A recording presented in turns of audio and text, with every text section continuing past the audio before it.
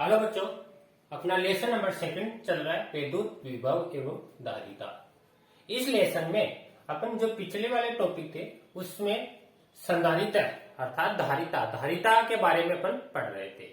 और धारिता के अंतर्गत अपने जो संधारित्र क्या है, संधारित्र के बारे में देख लिया था। फिर उसका सिद्धांत देखा था, प्रिंसिपल ऑफ कैपेसिटर, मतलब संधारित्र का क्या सिद्धांत है। और इस पर आधारित फर्स्ट टॉपिक था इसका समांतर प्लेट संधारित्र। तो उसके द्वारा अपना धारिता का मान ज्ञात किया था। वो आई थी C बराबर ए एप्सिलॉन नॉट अपॉन में डी। ए थी प्लेटों का क्षेत्रफल, डी थी प्लेटों के बीच की दूरी तथा एप्सिलॉन नॉट था माध्यम की विद्युतशीलता। तो साथ अपन कैपेसिटर है, इसके कैपेसिटर के बारे में पढ़ा था।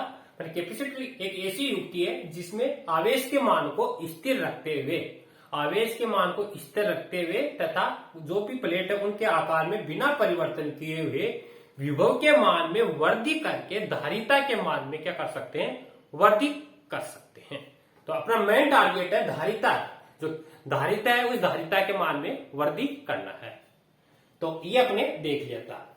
तो आज इसी पर आधारित जो संधारित्र है, इसी पर आधारित एक छोटा सा टॉपिक और अपने जो संधारित्र है, संधारित्र की प्लेटों के मध्य अगर कोई पैरा वैद्युतांक पदार्थ भर दिया जाए तो धारिता के मान में क्या परिवर्तन होगा, तो यह आज अपन देखेंगे। तो अपन टॉपिक लेते हैं समांतर प्लेट संधारित्र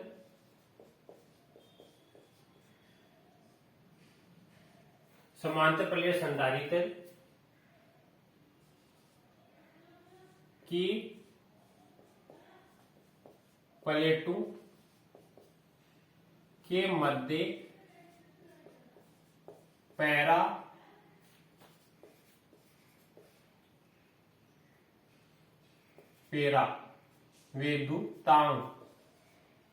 वैद्युतांक का प्रभाव। तो आज अपन को ये टॉपिक देखना है। जो समांतर प्लेट संधारित्र है उनकी प्लेटों के मध्य अगर कोई पैरा वैद्युतांक पदार्थ भर दिया जाए तो धारिता के मान में क्या प्रभाव होगा। अब देखो, पैरा वैद्युतांक होता क्या है। पैरा वैद्युतांक एक तरीका कुचालक पदार्थ होता है। कुचालक के रूप में जैसे लकड़ी है, रबड़ है, मोम है, प्लास्टिक है, ये अगर अपन जो समांतर प्लेट संधारित्र है उनकी प्लेटों के मध्य भर दे तो धारिता के मान में देखना है कमी होगी या वृद्धि होगी। तो अपन साधारण रूप से जानते हैं कि जब प्लेटों के मध्य पैरा वैद्युतांक पदार्थ भर देते हैं तो धारिता के मान में वृद्धि हो जाती है। अब वो कैसे होगी वो अपन यहाँ पर प्रूव करेंगे। तो पिछले वाले टॉपिक में अपन देख लिया था समांतर प्लेट संधारित्र है उनकी प्लेटों के मध्य जो धारिता है, धारिता का मान अपने निकाला था। समांतर प्लेट संधारित्र की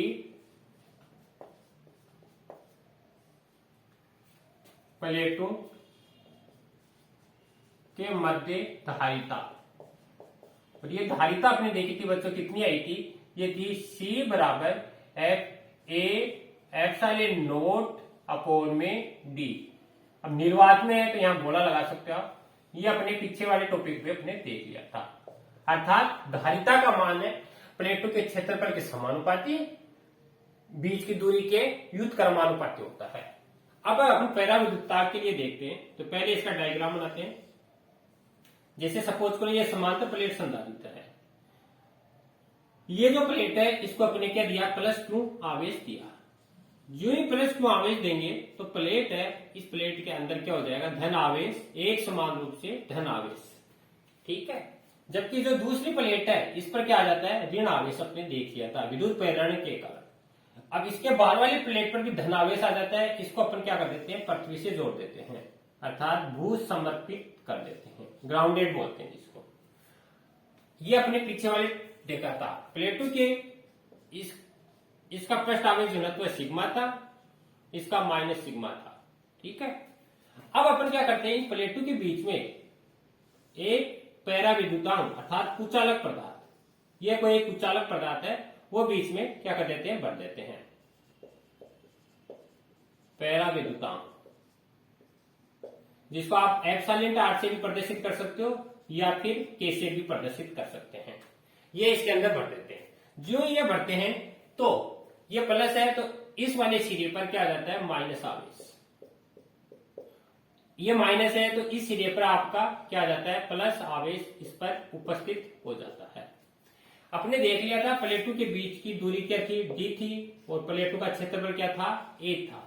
ठीक है, इतना आपने देख लिया था। इस सिरे का पृष्ठ जैसे पैराविद्युतांक के लिए सिग्मा पी और इसका माइनस सिग्मा पी, पृष्ठ आवेश घनत्व। ठीक है बच्चों, ये अपना डायग्राम हो गया। अब देखो आपको क्या निकालना है, जब प्लेटों के मध्य एप्सिलॉन आर पैराविद्युतांक वाला माध्यम भर दिया जाता है तो ध्रुवण के कारण इनके सिरों पर प्लस माइनस सिग्मा पी प्रेरित हो, पृष्ठीय आवेश घनत्व प्रेरित हो जाता है। यानी जब समांतर प्लेट संधारित्र है, इनकी प्लेटों के मध्य एप्सिलॉन आर या के पैराविद्युतांक वाला कोई पदार्थ इसके अंदर भर देते हैं तो इनके सिरों पर प्लस माइनस सिग्मा पी पृष्ठ आवेश घनत्व प्रेरित हो जाता है। प्रेरित हो जाता है, प्रेरित का मतलब मानी इसमें उत्पन्न हो जाता है। ठीक है, जिसके कारण नेट आवेश घनत्व मानी कुल, जिसके कारण कुल आवेश घनत्व कैसे, जैसे इसका सिग्मा है, इसका है सिग्मा पी है, तो सपोज करो ये आपका बीच का है तो इसमें क्या आएगा, सिग्मा माइनस में सिग्मा पी। नेट आवेश घनत्व ये हो जाएगा आपका सिग्मा माइनस सिग्मा पी उत्पन्न हो जाता है। ठीक है, अतः इस पृष्ठ आवेश घनत्व के कारण उत्पन्न विद्युत क्षेत्र, इस पृष्ठ आवेश घनत्व के कारण उत्पन्न विद्युत क्षेत्र कितना होगा, देखो E बराबर अब सिग्मा तथा sigma minus sigma P upon में एप्सिलॉन। सिग्मा E बराबर sigma minus sigma P upon में एप्सिलॉन। ठीक है, इसको मान लो बच्चों इक्वेशन नंबर 2। तथा अब इसमें जो पैराविद्युतांक बना है उस पैराविद्युतांक के कारण विद्युत क्षेत्र तथा पैरा विद्युत के कारण विद्युत क्षेत्र देखो क्या होगा, पैराविद्युतांक के कारण E बराबर सिग्मा अपोन में एप्सिलॉन। ठीक है, वहां पर अपने एप्सिलॉन नोट लिया था, यहां पर आएगा एप्सिलॉन। लेकिन बच्चों अपन जानते हैं एप्सिलॉन बराबर अपन पढ़ चुके हैं एप्सिलॉन नोट या एप्सिलॉन आर, या एप्सिलॉन आर की जगह आप के भी लिख सकते हो। ठीक है, तो ये जो वैल्यू है ये वैल्यू यहां रख दो, तो देखो क्या आएगा, E बराबर सिग्मा अपोन में एप्सिलॉन नोट और एप्सिलॉन आर, इक्वेशन नंबर 3।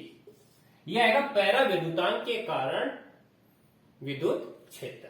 ठीक है बच्चों, और ये अपन जानते हैं सिग्मा पृष्ठ आवेश घनत्व क्या होता है, पृष्ठ आवेश घनत्व होता है पृष्ठ को दिया गया कुल आवेश तथा पृष्ठों का क्षेत्रफल। तो ये इसमें रखिए, तो E बराबर क्या है, Q अपोन में epsilon naught epsilon R A, equation number 4। अब यदि जो प्लेट है उन दोनों प्लेटों के मध्य विभवांतर V है, उत्पन्न विद्युत क्षेत्र E है, बीच की दूरी D है, तो अपने पढ़ चुके हैं तो विभवांतर कितना होगा, तो विभवांतरण तो ये अपन पढ़ा था V बराबर ए डी। E है बीच की दूरी, E है उत्पन्न क्षेत्र, V है विभवांतरण। इक्वेशन नंबर 4 से इक्वेशन नंबर 5 में E की वैल्यू रखने पर तो देखो क्या आएगा, V बराबर Q अपोन में एप्सिलॉन नोट एप्सिलॉन आर ए, और ये D है, D क्या हो जाएगा बच्चों यहाँ पर मल्टीप्लाई में 6। ठीक है, विभवांतरण आ गया। अब अपन क्या निकालेंगे, इस पैरा विद्युतांक के कारण, इसलिए पैरा विद्युत के कारण धारिता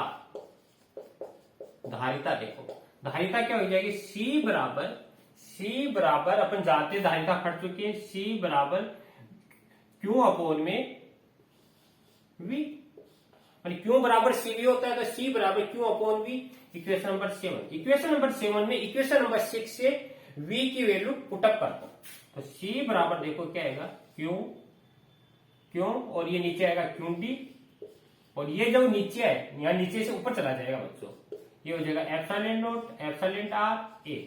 अब क्यू से क्यू कैंसिल हो जाएगा और ये बचेगा अपने पास सी बराबर epsilon naught epsilon R A upon में डी, इक्वेशन नंबर 8। ठीक है, अब अपन को क्या कंपेयरिंग करनी है, तो equation number first and equation number 8 इन दोनों की, ये क्योंकि ये पैरालेलोग्राम के कारण आया और ये क्या है इक्वेशन नंबर फर्स्ट है। अब देखो इसकी कंपेयरिंग करें तो देखो यहां पर देखो एप्सिलॉन नॉट ए और डी, मानी इसको अपन ऐसे लिखे सी बराबर एप्सिलॉन आर, इसको अलग लिख लिए एप्सिलॉन नॉट ए अपॉन में डी।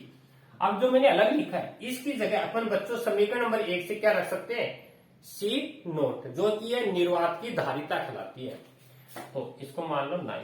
समीकरण 1 से 9 में मान रखने पर तो सी बराबर क्या आएगा epsilon R epsilon C naught, अर्थात पैरावैद्युतांक माध्यम की धारिता निर्वात की धारिता के एप्सिलॉन आर गुणा होती है। मान जितनी निर्वात में धारिता थी उतनी तो है ही, साथ में जो आपने इसमें जो माध्यम भरा है पैरावैद्युतांक भरा है उससे और गुणा हो रही है, तो इसका मतलब क्या हो गया कि धारिता के मान में क्या हो गई, वृद्धि हो गई, यानी सी ग्रेटर देन सी नोट, मानी पैरावैद्युतांक के कारण धारिता का मान निर्वात की धारिता से क्या होता है, अधिक होता है। तो ये बच्चों अपने देख लिया।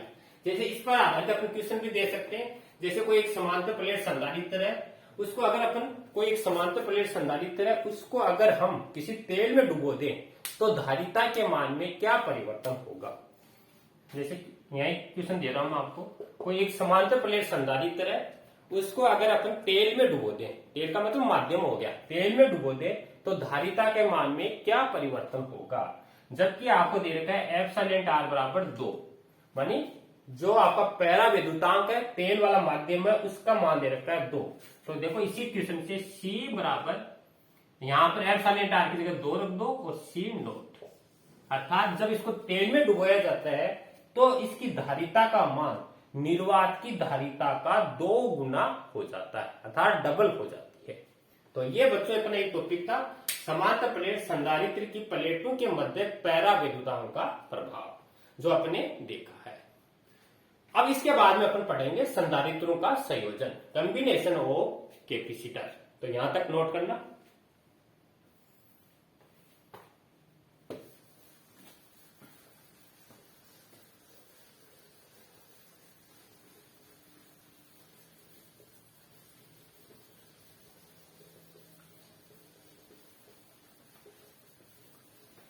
अब अपना नेक्स्ट टॉपिक चलेगा संधारित्रों का संयोजन, कॉम्बिनेशन ऑफ कैपेसिटर।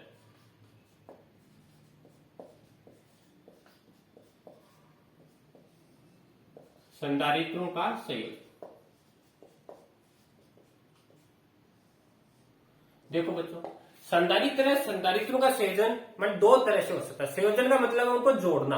अब संयोजन है 2 तरह से हो सकता है, एक है श्रेणी क्रम संयोजन और दूसरा है समांतर क्रम संयोजन। इनको दोनों को अच्छी तरह देखना, क्योंकि यही दोनों टॉपिक फिर आपके प्रतिरोध में भी आएंगे, श्रेणी क्रम समांतर क्रम, और ये दोनों टॉपिक आपके सेल में भी आएंगे, सेलों का श्रेणी क्रम एवं समांतर क्रम। मानी एक टॉपिक है 3 जगह आपका यूज होगा, तो अच्छी तरह आपको देखना है। पहला है अपन लेते हैं श्रेणी क्रम संयोजन, संधारित्रों का श्रेणी क्रम संयोजन। देखो श्रेणी क्रम में कैसे जोड़ेंगे, श्रेणी क्रम का मतलब है एक संधारित्र के बाद दूसरा संधारित्र आपको जोड़ना है, मानी एक ही उच्च धारिता वाला सिरा दूसरे की निम्न धारिता वाले सिरे से आपको जोड़ते हुए चढ़ना है। जैसे अपन डायग्राम लेते हैं, जैसे मैं कोई 3 संधारित्रों का आपका संयोजन दिखा रहा हूं। ये आपका एक संधारित्र है, इस प्लेट पर प्लस आवेश और इस पर क्या होता है माइनस आवेश। अब ये कम धारिता का सिरा है तो यहां से अपन एक दूसरा संधारित्र जोड़ दिया, प्लस इस पर माइनस, इसी तरह एक संधारित्र और जोड़ दिया, प्लस माइनस।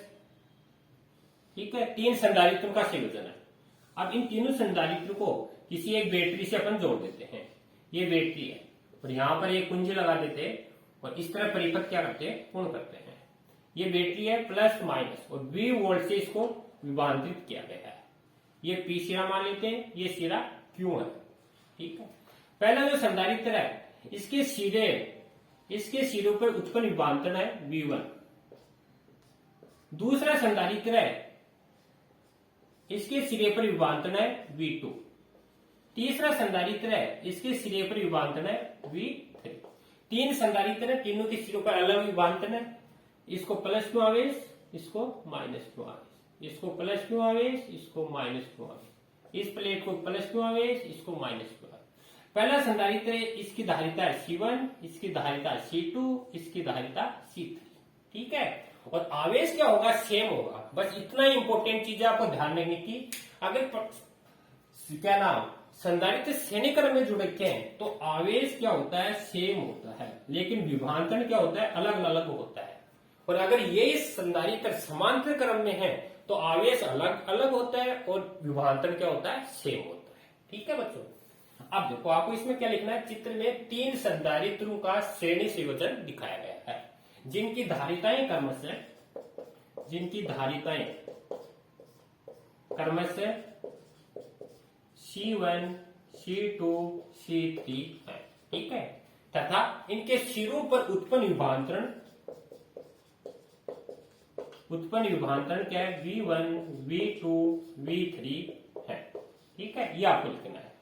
और जब इन संधारित्रों को श्रेणी क्रम में जोड़ा जाता है तो V वोल्ट के विभवांतरण से क्या किया जाता है, मान V वोल्ट का विभवांतरण इन पर आरोपित किया जाता है। तो ये V वोल्ट का विभवांतरण है, अतः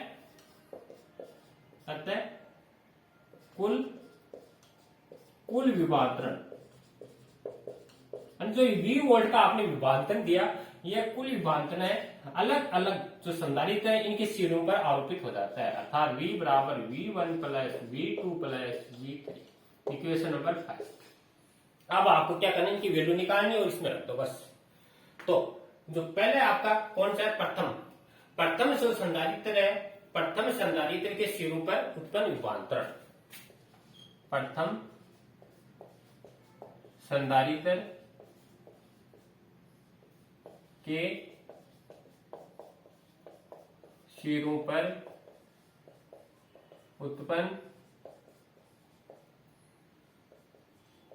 विभवांतरण देखो कितना आएगा, कैसे निकालेंगे, आपने पढ़ाया धारिता का सिद्धांत, Q बराबर CV। तो यहां से V निकालना चाहें तो V बराबर क्या होता है, Q अपॉन में C। ठीक है, अब पहला निकाल रहे हैं तो पहले के लिए देखो बच्चों क्या आएगा, पहले के लिए विभवांतरण V1 मान लो, क्योंकि अपने बोला है कि V1, V2, V3। तो V1 आवेश क्या होता है, सेम होता है, तो V बराबर Q अपॉन में C1। इक्वेशन नंबर 2, क्योंकि इसकी धारिता क्या है, C1। इसी तरह अब इसी प्रकार करेंगे, इसी तरह सेकेंड संधारित्र के सिरों पर उत्पन्न विभवांतरण क्या आएगा, V2 बराबर Q अपॉन में C2। Equation number 3।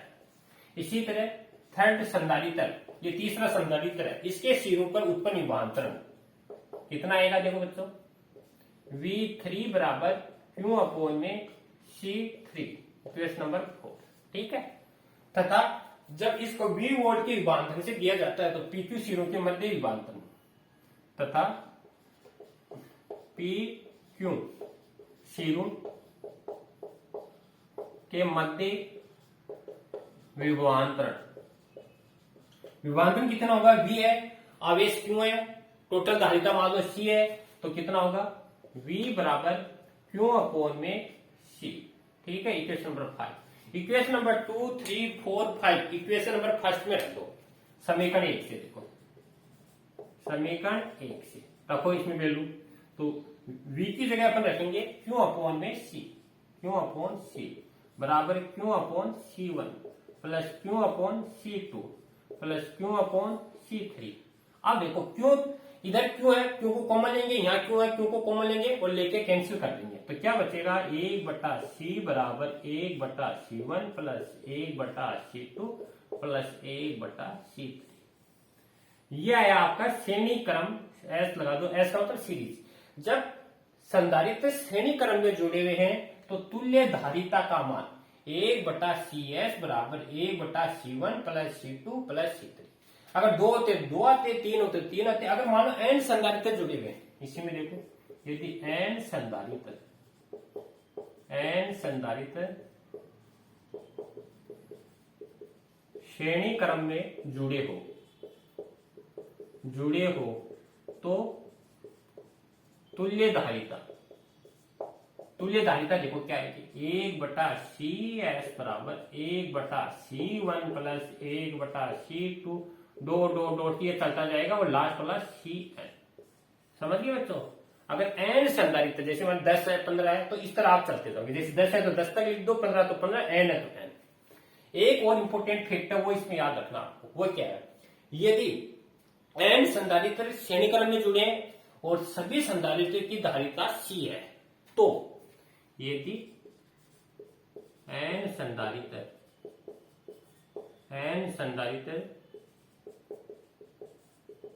श्रेणी क्रम में जुड़े हो तथा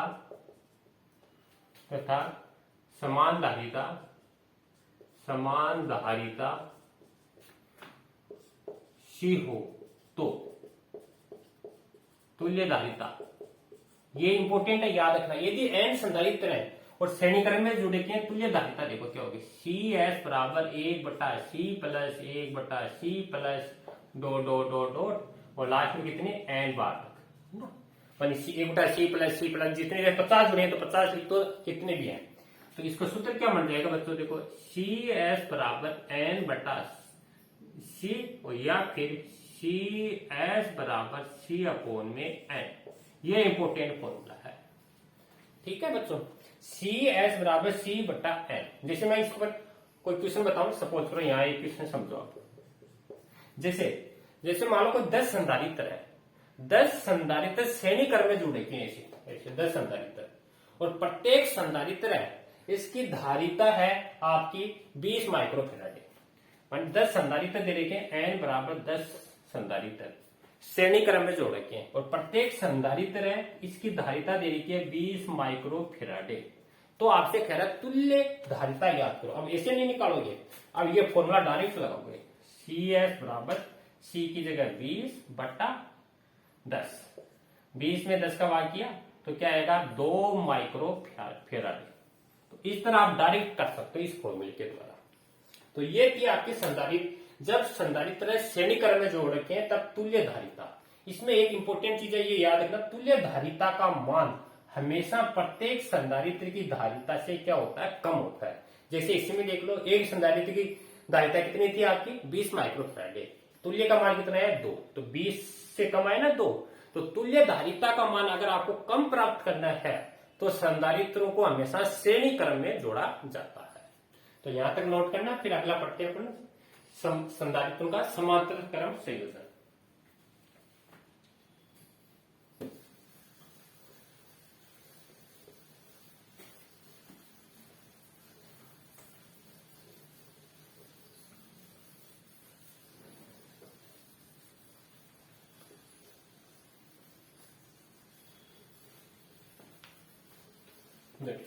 दूसरा है अपना संधारित्रों के समांतर क्रम संयोजन। संधारित्रों का समांतर क्रम संयोजन। अब की बार क्या है, संधारित्र है वो आपकी समांतर क्रम में जोड़ रखे हैं, तो समांतर क्रम में जुड़े हुए हैं तो तुल्य धारिता देखनी है। तो देखो समांतर क्रम में जोड़ दो, जैसे एक संधारित्र, ये आपका दूसरा संधारित्र, ये तीसरा संधारित्र, ये 3 संधारित्र, तीनों को क्या करो समांतर क्रम में जोड़ दो। ये तीनों संधारित्र एक समांतर क्रम में जोड़ रखे, ये P है, ये आपका Q है, और यहां पर कोई एक बैटरी जोड़ रखी है, प्लस माइनस, यहां पर कुंजी है, और V वोल्ट के विभवांतर से इसको, ठीक है बच्चों। पहला जो संधारित्र है इसकी प्लेटों पर प्लस आवेश, यहां पर प्लस माइनस प्लस माइनस। पहला जो संधारित्र है इसकी प्लेटों पर Q1 आवेश, यहाँ पर माइनस Q1 आवेश, दूसरे पर Q2 आवेश माइनस Q2 आवेश, Q3 आवेश और माइनस Q3 आवेश। इसकी धारिता C1, इसकी धारिता C2, इसकी धारिता C3। ठीक है बच्चों, लेकिन विभव क्या होगा, इन प्लेटों के मध्य विभव का मान क्या होगा, सेम होगा। ये अभी आपको थोड़ी देर पहले बताया था। ठीक है, बस डिफरेंस इतना ही है, इसमें विभव सेम रहता है और आवेश क्या हो जाता है, आपने क्यों आवेश दिया वो अलग अलग डिवाइड हो जाता है। तो आपको लिखना है, चित्र में 3 संधारित्रों का समांतर संयोजन दिखाया गया है, जिनकी धारिताएं क्रमशः C1, C2, C3 है। वह आवेश दिया गया आवेश कितना है, Q1, Q2, Q3 है। ठीक है, दिया गया आवेश Q1, Q2, Q3 है। ठीक है, अतः दिए इस संयोजन में कुल आवेश, इसलिए इस संयोजन में जो समांतर संयोजन है, कुल आवेश कितना होगा, मैं टोटल आवेश आपने सपोज करो क्यों दिया, और ये क्यों है ना 3 भागों में डिवाइड हो गया, Q1 plus Q2 plus Q3 पर, इक्वेशन नंबर 1। अब आपको इन सब की वैल्यू निकालनी है, इसमें रखना है।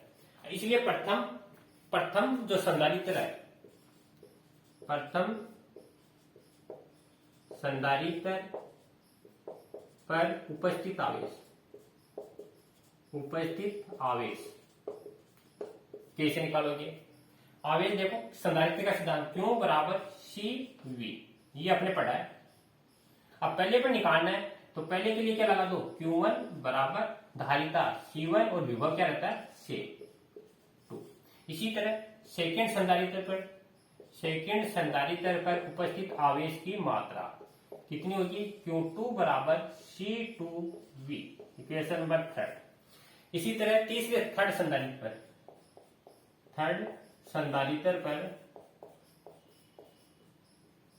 पर आवेश की मात्रा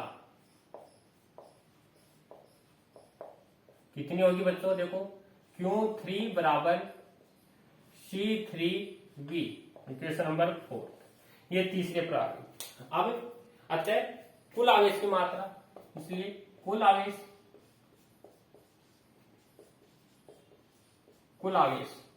और कुल आवेश क्या होगा, Q बराबर CV 5। अब ये जितने भी मान है, सारे मान इक्वेशन नंबर 1 में रखो और रख के सोल्व करो। तो समीकरण नंबर 1 से देखो, 1 में रखोगे क्योंकि जगह CV बराबर यहां पर C1V plus C2V plus C3V, V देखो दोनों तरफ है, कॉमन लेके काट देंगे इधर से इधर, तो क्या बचेगा, C बराबर C1 plus C2 plus C3। Parallel, P का मतलब समांतर क्रम। ये है जब संधारित्र समांतर क्रम में जुड़ रखे हैं तो तुल्य धारिता का मान। अब देखो इसी में यदि n संधारित्र जुड़ रखे हैं, n संधारित्र समांतर क्रम में जोड़ रखे हैं, जुड़े हो, तो तुल्य धारिता कितनी होगी, Cp बराबर C1 प्लस C2 प्लस दो C। समझ गए बच्चों, जितने संधारित्र जोड़ रखे हैं उतने आप लिख दो। इसमें भी इंपोर्टेंट फैक्ट है, n संधारित्र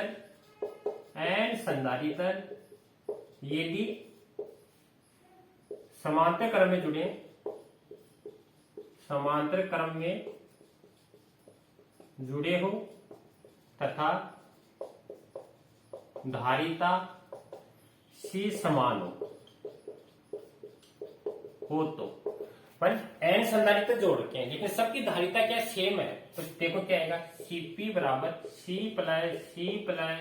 प्लस दो n बार, मानी n बार, मानी जितने भी लगा रखे हैं उतने जोड़ दो। तो क्या आएगा, Cp बराबर NC। ये आपका इंपोर्टेंट फॉर्मूला है।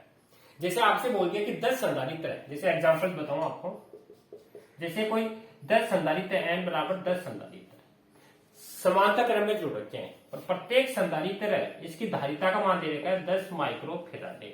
तो कह रहा है तुल्य धारिता याद करो, बस फॉर्मूले में डायरेक्ट रखो आप 10 गुणा 10, तो कितना आ गया 100 माइक्रो फेराडे। या इसका रिजल्ट आ गया 1 मिनट में। तो हमेशा याद रखना अगर तुल्य धारिता का मान आपको अधिक ज्ञात करना है तो संधारित्रों का समांतर क्रम में जोड़ा जाता है। यदि तुल्य धारिता का मान कम प्राप्त करना है तो संधारित्रों का श्रेणी क्रम में जोड़ा जाता है। तो तुल्य धारिता के लिए फॉर्मूला बन गया एनसी और समांतर में क्या था C/N। ठीक है बच्चों, ये था आपका संधारित्रों का समांतर क्रम संयोजन। तो यहां तक नोट करो, फिर इस पर आधारित क्वेश्चन देखते हैं अपन।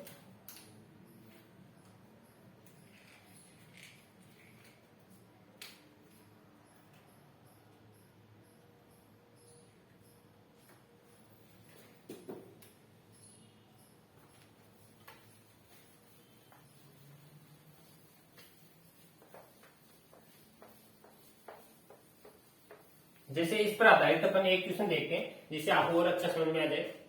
जैसे एग्जाम्पल दे रखा आपका एक, इस तरह कोई दो संधारित्र आपके जुड़े हुए हैं।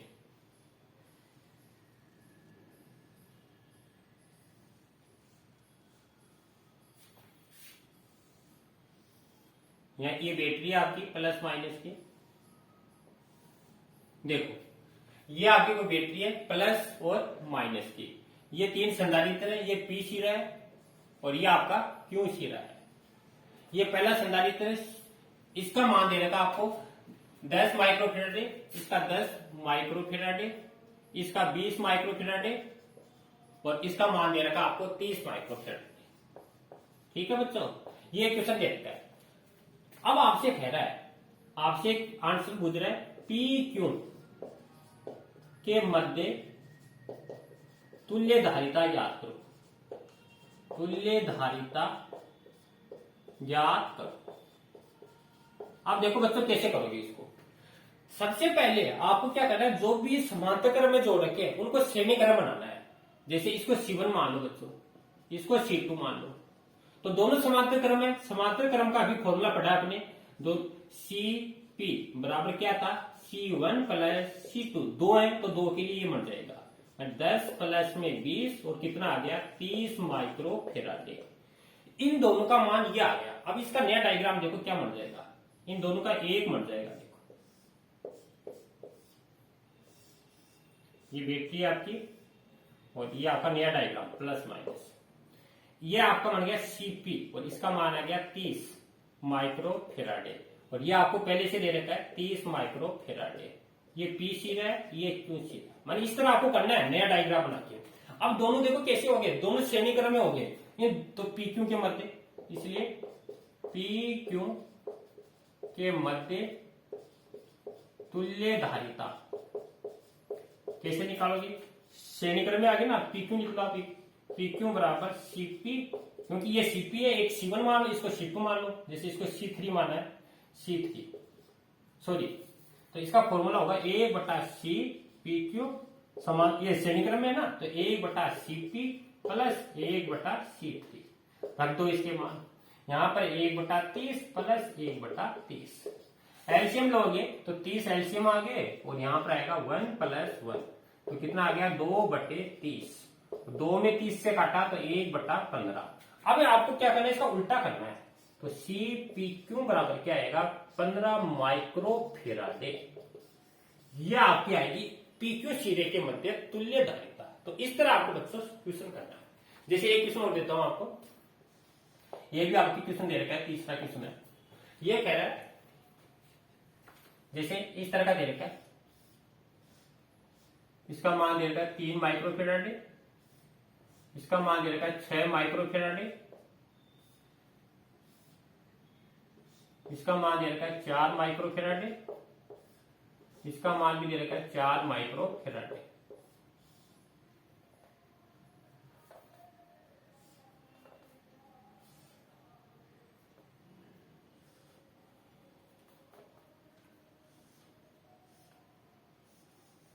ये A सिरा है और ये आपका B सिरा है। ठीक है बच्चों, अब आपको ये कहना है कि AB के मध्य ए बी के मध्य तुल्य धारिता ज्ञात करो। तुल्य धारिता ज्ञात करो। कैसे करोगे? सबसे पहले बच्चों इनको सोल्व करोगे। दोनों कैसे हैं? श्रेणी क्रम में। ये भी दोनों कैसे हैं? श्रेणी क्रम में। तो इसको पहले सोल्व कर लेते हैं। इसको सी तुल्य धारिता पर मान लेते हैं, सी डैश मान लेते हैं। तो क्या बनेगा? इसको C1 मान लो और इसको मान लो C2। तो देखो फॉर्मूला 1/C1 प्लस 1/C2 श्रेणी क्रम है। श्रेणी क्रम के लिए फॉर्मूला होता है, रख दो 1/3 प्लस 1/6। एलसीएम कितने आएंगे?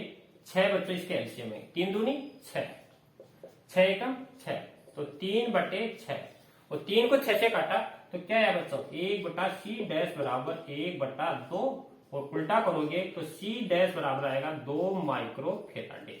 इन दोनों का मान ये आ गया। इसी तरह इसको करते हैं, इसको C3 मान लो और इसको C4 मान लो। दोनों श्रेणी क्रम में, इसको C डबल डैश मान लेते हैं आपके पास। तो 1/4 प्लस 1/4 क्या आएगा? 2/4 और काटा तो 1/2 उल्टा करोगे तो C डबल डैश बराबर 2 माइक्रो फेराडे। अब देखो इसका एक बन गया, इसका एक बन गया था। अब वापिस इसका अगर डायग्राम बनाना चाहो बच्चों तो इस तरह का बनेगा।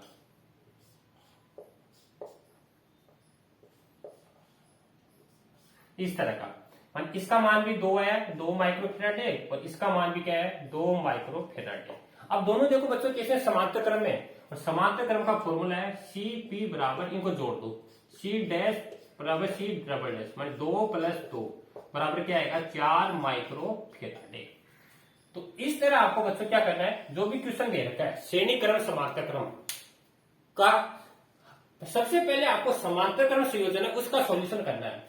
अगर समांतर क्रम सॉल्यूशन हो गया तो फिर उसका श्रेणी क्रम बन जाएगा, और श्रेणी क्रम के बाद में अपन स्टेप बाय स्टेप कर सकते हैं। तो आज बच्चों अपने संधारित्रों का संयोजन मान श्रेणी क्रम संयोजन एवं समांतर क्रम संयोजन इसके बारे में पढ़ा एवं इससे संबंधित अपने क्वेश्चन किए। इससे आगे अपने जो लास्ट टॉपिक है क्वांटिक ग्राफ, वो अपने नेक्स्ट वीडियो में देखेंगे। धन्यवाद बच्चों।